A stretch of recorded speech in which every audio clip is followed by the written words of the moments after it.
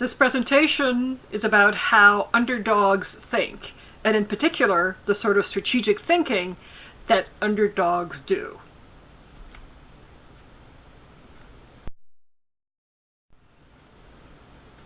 Typically, the underdog is always thinking about what the strong or the opponents are about to do, because their life and limb may depend on it. Also, typically, the underdog is holistic. Because he or she cannot win a head-on confrontation, he or she has to find other ways of surviving.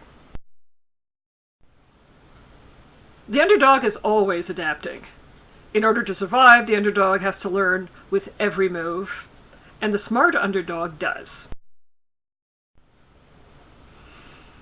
Because the underdog can't win an open confrontation, he or she plays a waiting game.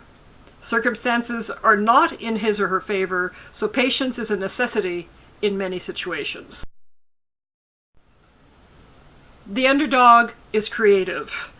The underdog's means are limited, and usually dramatically more limited than the means available to others. So, the game is won by thinking outside the box.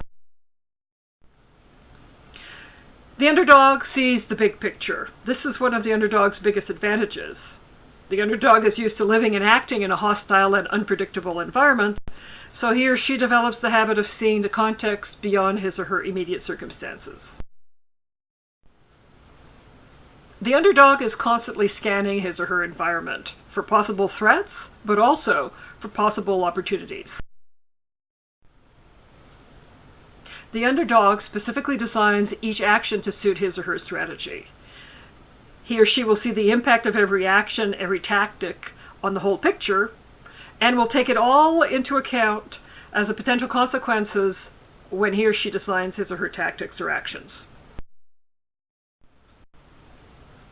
The underdog is constantly forecasting for all events and for all of the other actors.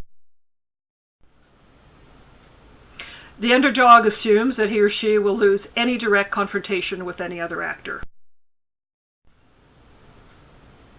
The underdog will break even his or her own rules of behavior in order to achieve his or her goal.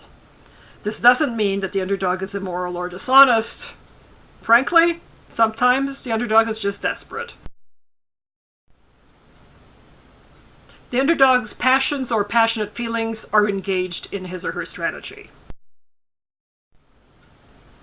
And finally, the underdog is going to be thinking like an underdog, not just when there's a problem, but all of the time when looking for a job, doing housework, or shopping. In some cases, they can be operating in an atmosphere of fear. If you're an underdog, chances are some of this presentation will feel familiar to you. And if you're not, here's your chance to learn from the masters.